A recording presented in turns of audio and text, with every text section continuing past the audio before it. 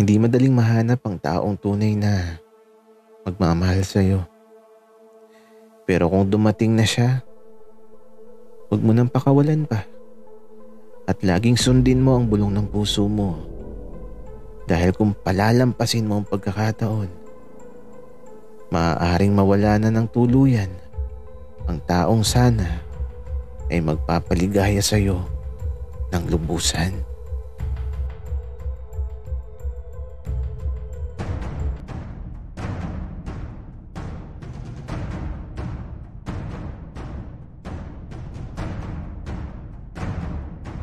Kaibigan, huwag mong kalimutan mag-subscribe sa aming channel at huwag din kalimutan i-click ang notification bell at subscribe button. Subscribe na!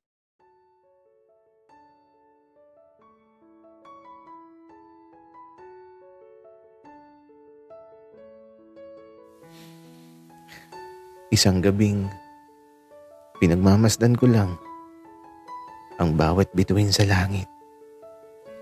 Isang gabing tinatanaw ko ang pangarap ko na parang tala na napakalayo at kay hirap pabutin.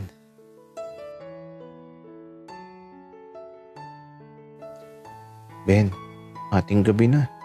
Uuwi na ako. Maki, sige lang. Ihatid na kita.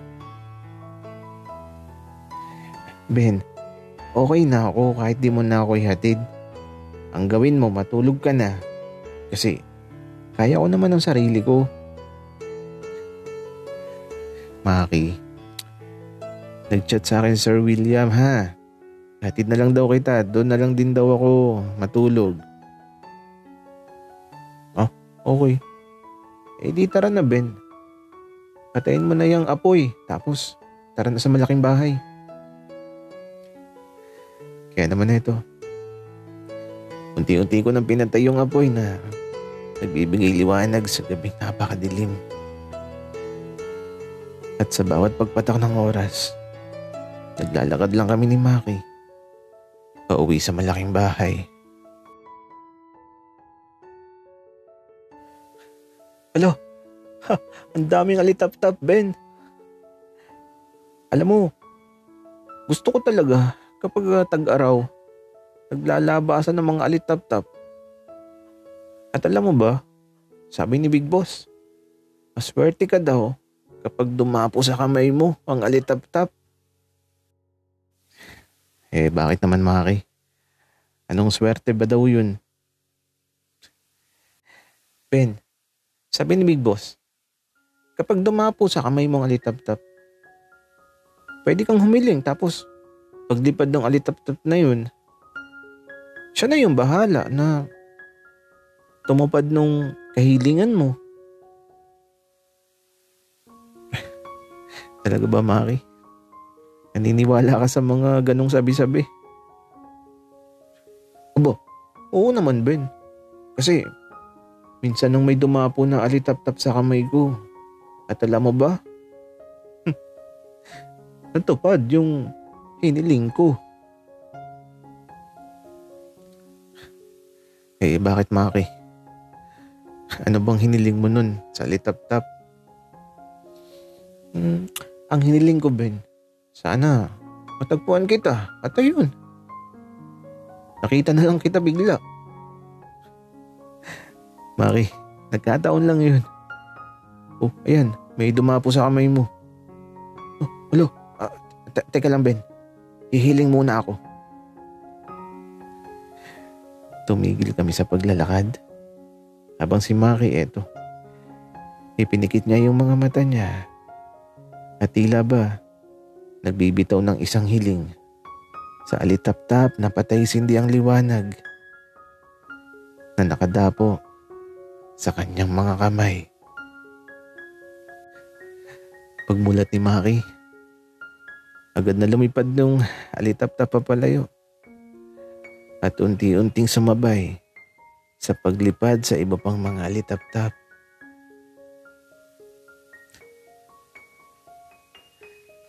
Ayos ah.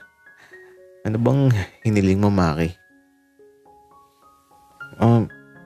Wala yun, Ben. Eh, di naman mahalaga.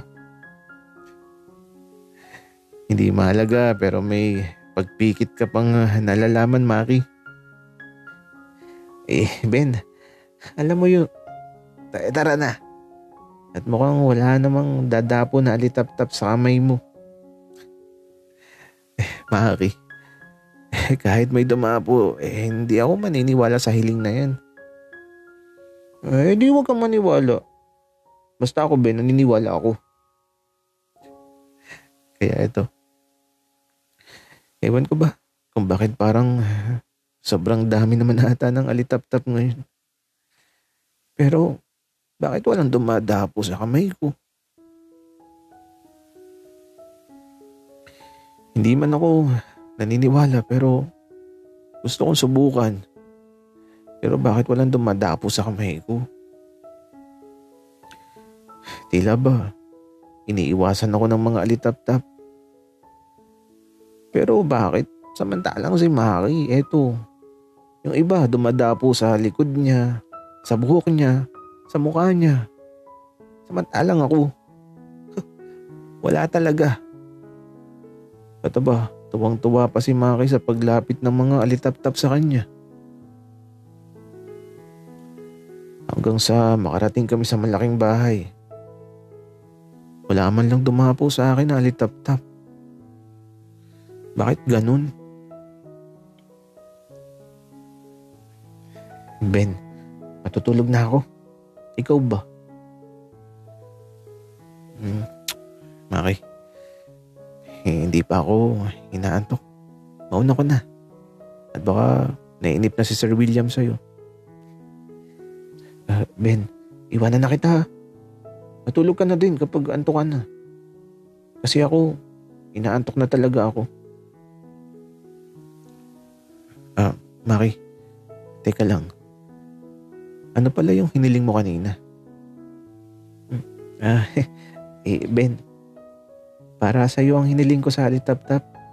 Alam mo ba, hiniling ko na sana bumalik ka na sa dati.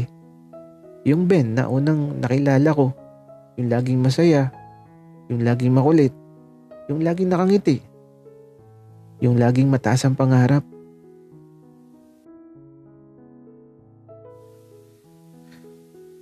Salamat, Maki.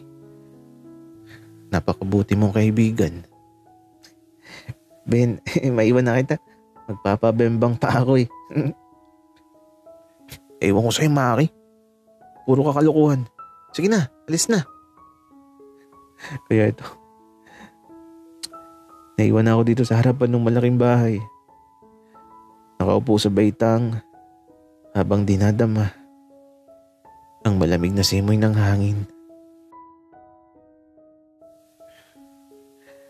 Nakakalungkot lang isipin na kailangan kong ituloy ang buhay ko na wala na yung dahilan ng bawat ngiti sa mga labi ko.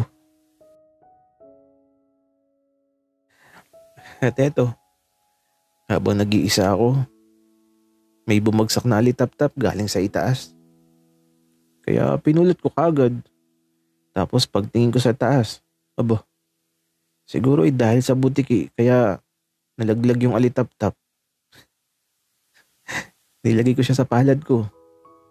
May ilaw pa naman, kaya lang parang nahilo ata dahil sa pagbagsak. Hoy, alitap-tap. Okay ka pa ba? Hihiling ako sa'yo, kaya umayos ka. Huwag ka munang mamamatay. Wika ako. Tapos, natawa na lang ako sa sarili ko. Gagi. Bakit ko ba kinakausap ang alitap-tap? Kasalanan to ni Maki. Bakit ba naniniwala ako dun? Pero sige na nga. Susubukan ko. Habang nasa palad ko ang alitap-tap, ipinikit ko ang mga mata ko at hiniling ko na hindi na lang sana umalis si Dave.